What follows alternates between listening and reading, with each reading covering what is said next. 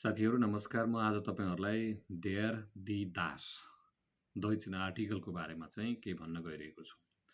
There दि दास, देयर दि दास। यो देयर दि दासलाई हामी जसरी इङ्ग्लिसमा एन्ड द युज गर्छौँ आर्टिकलको रूपमा, त्यस्तै हामी नेपालीमा पनि आर्टिकलहरू युज गर्छौँ।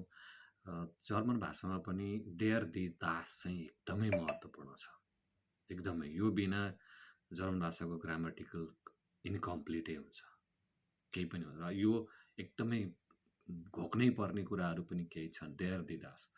र यसका कुनै नियमहरू पनि छन्, म त्यसको बारेमा भन्छु। सबैभन्दा ख्याल गर्नुपर्ने चाहिँ के भने, जति पनि मेनली भन्छ, मास्कुलिन भन्छ, जति पनि चाहिँ छोरा मान्छे, मेलको अर्थ लाग्ने कुनै पनि चिजको लागि देयर, जुनसुकै नाम आउँछ त्यो मेलको अर्थ हो, छोरो मान्छेको अर्थ हो भने, छोरा मान्छेको नाम हो भने त्यसमा चाहिँ जहिले पनि देयर लाग्छ, जहिले पनि। र त्यस्तै फेमिनिन भाइबलिख भन्छ, त्यो छोरी मान्छेको नाम आउने कुनै पनि नोमेनको अगाडि जहिले पनि दि लाग्छ। एकदमै ख्याल गर्नुपर्ने। र जुन चाहिँ छोरा मान्छे पनि छैन, छोरी मान्छे पनि छैन, हुनसक्छ बच्चा केटाकेटी छ अथवा चाहिँ न्युट्रल छ, त्यस्तो बेलामा चाहिँ जहिले पनि दास। त्यसैले देयर छोरा मान्छेको लागि, दि छोरी मान्छेको लागि, न्युट्रलको लागि दास। यो चाहिँ देयर दि दासको सबैभन्दा महत्त्वपूर्ण र सजिलो पोइन्ट हो। र त्यस बाहेक अरू थुप्रै हुन्छन्। जस्तै फादर आयो भने अटोमेटिक देयर लाग्यो, देयर फादर। मुद्द आयो भने अटोमेटिक दि लाग्यो। जब चाहिँ भाइबलिख आउँछ फेमिनिन, त्यसमा चाहिँ जहिले पनि दि लाग्छ। दि मुद्द, दि टोक्ता, दि स्वेस्ता, द जोन, द फादर, द ब्रुदर, जहिले पनि। अनि त्यस्तै जस्तै अब दास किन्ड, दास औतो, त्यो चाहिँ किन्ड चाहिँ कहिले पनि किन भन्दाखेरि, बच्चा भन्दाखेरि छुट्टिँदैन नि त, छोरा मान्छे छोरी मान्छे। त्यसैले त्यसमा चाहिँ जहिले पनि दास किन्ड लाग्छ। र अरू नियमहरू छ, जस्तै म तपाईँलाई देयरको के नियम छ भन्ने कुरामा म जस्तै तपाईँको एउटा यारेस हुन्छ नि, वर्षभित्रमा आउने शब्दहरू जस्तै फ्रुलिङ, द ह्याप्स्ट, द फ्रुलिङ, द युली, द अगुस्ट, द यानुवा, महिनाहरू गनिन्छ। त्यसपछि द समस्ताक, द जोन्ताक, होइन, हप्ताको दिनहरू पनि सबैमा देयर लाग्छ। त्यसपछि अर्को पोइन्ट हुन्छ the Norden, the Suden, the ओस्टन, जति पनि दिशा देखाउने छ नि, पूर्व पश्चिम उत्तर दक्षिण, त्यसको पनि देयर लाग्छ। अर्को चाहिँ के हुन्छ भने त्यो वेदरहरू हुन्छ नि, द ब्लिच, द रेगेन, त्यो जहिले पनि वेदरको बारेमा भन्दाखेरि पनि देयर लाग्छ जम्मैमा, त्यसमा कुनै पनि एक्सेप्सनै छैन। त्यस्तै अर्को महत्त्वपूर्ण के छ भने गाडीको mark, the BMW, the Nissan, the Toyota, सजिलो छ त्यो सम्झिनलाई। त्यो सम्झिएपछि सबैमा देयर लाग्छ। अर्को देयर लाग्ने द चुगे, द नाइटजेट, द रेलजेट, द इचे, देयर लाग्छ। अर्को देयर लाग्ने के छ भने द अल्कोहल। अल्कोहल एकदमै महत्त्वपूर्ण कुरा छ संसारमा, होइन। द सेक्ट, द वाइन, त्यो सबैको देयर लाग्छ। तर एउटा मात्रै अल्कोहलको चाहिँ दास लाग्छ, बियर। बियर त छुटाउनै भएन, दास बियर। दास बियरदेखि बाहेक अरू कुनै पनि अल्कोहलको अगाडि देयर लाग्छ। अर्को एकदम महत्त्वपूर्ण छुटाउन नहुने कुरा के छ भने, जति पनि यो इलेक्ट्रोनिक सामानहरू छ नि, यो कम्प्युटर, प्रिन्टर, द्रुक, यिनीहरूको चाहिँ देयर लाग्छ। जति पनि ओडहरूको लिङ्ग आउँछ पछाडि, स्मित्रलिङ, सुचलिङ जति पनि आउँछ यिनीहरूको पनि देयर नै लाग्छ। र रियाक्त्व, प्रोफेस्व जति पनि डिरेक्त्व आउँछ नि, यसको पनि देयर लाग्छ। फेरि डिरेक्त्व, द्या डिरेक्त्व, द्या प्रोफेस्व, द्या रियाक्त्व सबैको देयर लाग्छ।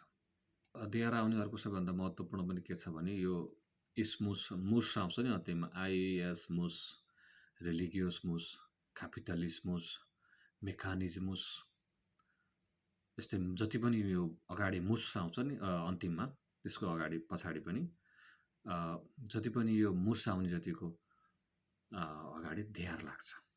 त्यहाँ क्यापिटलिस्मुस, त्यहाँ रिलिगियोसमुस, त्यहाँ मेकानिजमुस, त्यहाँ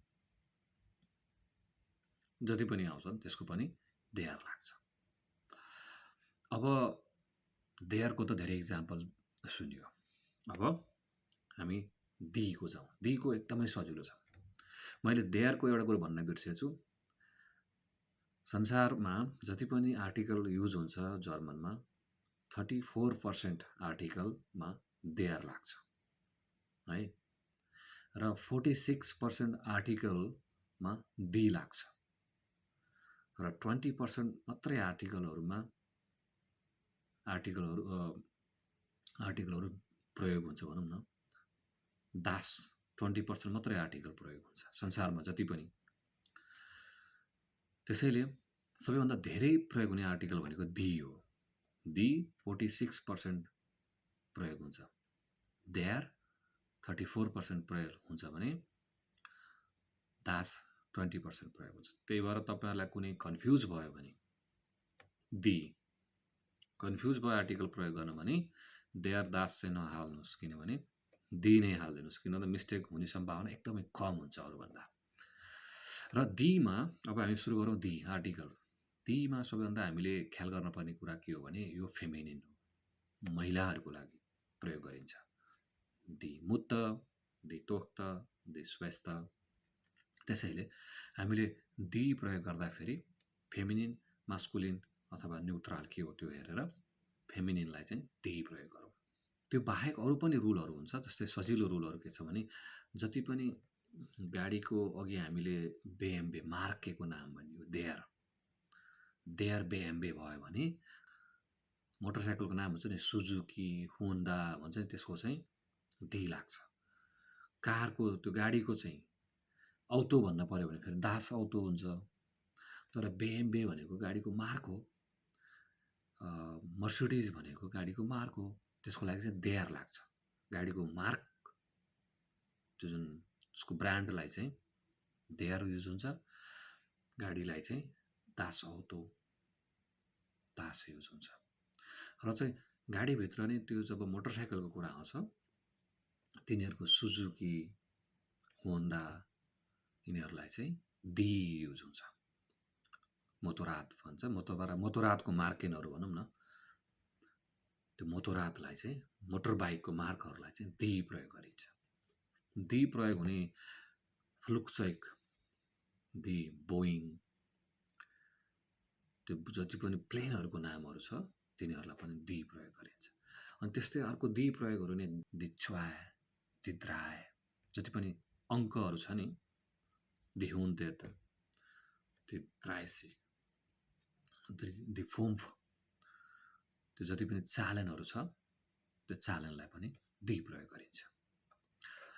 र अर्को एकदमै महत्त्वपूर्ण दीको प्रयोग गरिने चाहिँ के छ भने ब्लुमेनहरू, जति पनि ब्लुमेनको नाम छ, दी रोजा, दी टुलिप, के छ त्यो जति पनि ब्लुमेनहरू भनेको फुलहरूको नामको अगाडि पनि दी आर्टिकलको प्रयोग हुन्छ।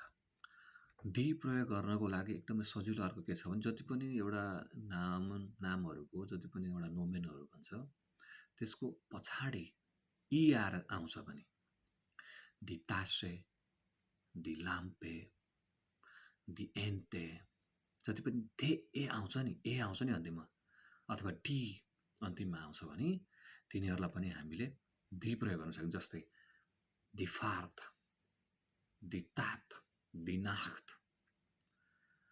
हामीले अघि देयर मोन्ताक, देयर सोन्ताक भनेर पढियो नि, देयर आबेन्त भनेर पढियो नि, त्यहाँ मर्गेन भनेर पढियो नि।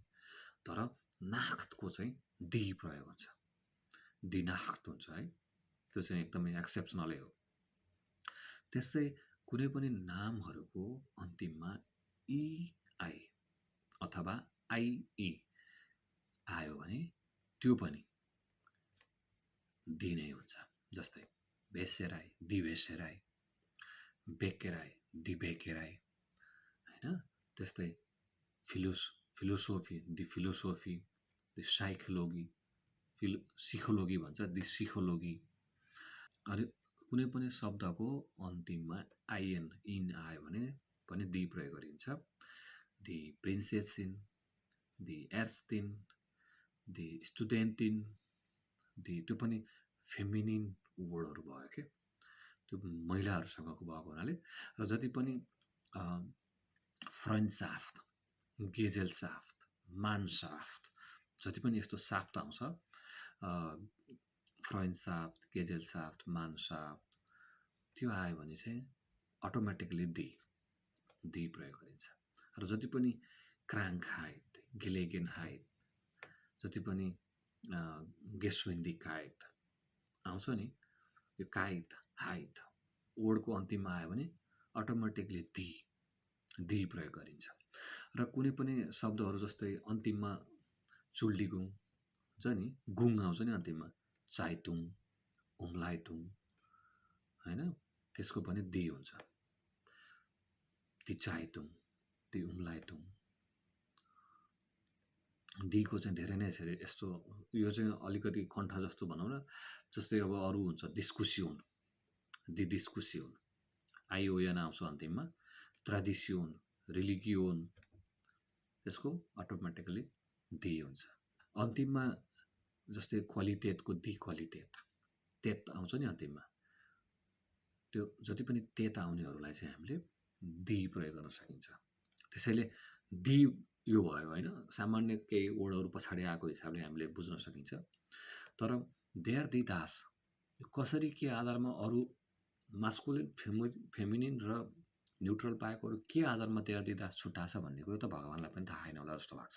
किनभने यसको कुनै नियमै छैन। अरू मेन एउटा मात्र नियम भनेको मास्कुलिन, फेमिनिन र न्युट्रल, देयर दि दास। अरू चाहिँ कहाँबाट के कारणले छुट्टियो, के कारणले छुट्टिएको छ भने ठेट नियम छैन। कण्ठै पार्नुपर्छ, हामीलाई यो कण्ठ पार्न सजिलो कसरी गर्ने भन्ने मात्रै हो। यो पछाडि यो आयो भने यो गर्ने, पछाडि यस्तो आएको बेला यस्तो लगाउने भने त्यो नियम होइन। त्यो चाहिँ हामीले कण्ठ पार्नको लागि, सजिलो गर्नको लागि एउटा माध्यम मात्रै हो। तर एउटै मात्र नियम चाहिँ देयर दि दास, मास्कुलिन भयो, मेनलिफ भयो भने त्यो देयर आउँछ, फेमिनिन भयो, महिलाहरूको लागि भाइबिलिख भन्छ, त्यो भयो भने दी आउँछ। र न्युट्रल भयो भने, जुन चाहिँ फेमिनिन मास्कुलिन केही पनि देखाउँदैन भने त्यसलाई चाहिँ दास, त्यो चाहिँ नियम हो। त्यो बाहेक अरू चाहिँ कण्ठ पार्नको लागि, सजिलो गर्नको लागि बनाइएका यो विभिन्न बहानाहरू मात्रै हुन्। तर हामी जसरी पनि सिक्नु त परिहाल्छ। अब हामी जाउँ दास। दास भनेको न्युट्रल, न्युट्रल भनेको जसको चाहिँ फेमिनिन, मास्कुलिन, मेल र फिमेल भनेर नछुट्टिएको जति पनि नाउनहरू छन्, प्रोनोमेन, त्यो प्रोनोमेनलाई चाहिँ हामी दास प्रयोग गर्छौँ। ब्युटिफुल, सुनेस, दास सुनेस, दास कुतेस, दास कुतेस भनेको राम्रो छ। त्यो चाहिँ हामी कुनै पनि राम्रो नराम्रो अवगुणहरू छुट्याउनको लागि दास प्रयोग गर्छौँ। एउटा सजिलो उपाय त्यो चाहिँ हो। र अर्को एउटा दासको चाहिँ एउटा अर्को के चाहिँ के छ भने, जति पनि कलरको कुरा आउँछ नि, दास, दास क्रुने, दास रोड, दास केल्बे, दास स्वार्च। अनि त्यस्तै अब मेटालहरू, केमीहरूको बारेमा पनि हामी दास प्रयोग गर्छौँ। अनि जति पनि सर्टिफिकेटको बारेमा कुरा आउँछ नि, चयग्निस प्रमाणपत्र, एर्केब्निस भनेको त्यसको रिपोर्ट, त्यो सबै दास प्रयोग गरिन्छ। त्यसपछि जति पनि इन्स्ट्रुमेन्टहरू, त्यो मेन्ट आउँछ अन्तिममा, पार्लियामेन्ट, दास पार्लियामेन्ट, इन्स्ट्रुमेन्ट, दास इन्स्ट्रुमेन्ट, कम्प्लिमेन्ट, दास कम्प्लिमेन्ट, अनि जति पनि अब गाडी भनौँ न, दास अटो, दास किनो, दास रेडियो, जति पनि अरू थिङ्ग्सहरू छ त्यो सबैको दास आउँछ। त्यही हो। अरू भन्नुपर्ने कुराहरू दास के होल्च, दास के म्युजे, दास के रोइस,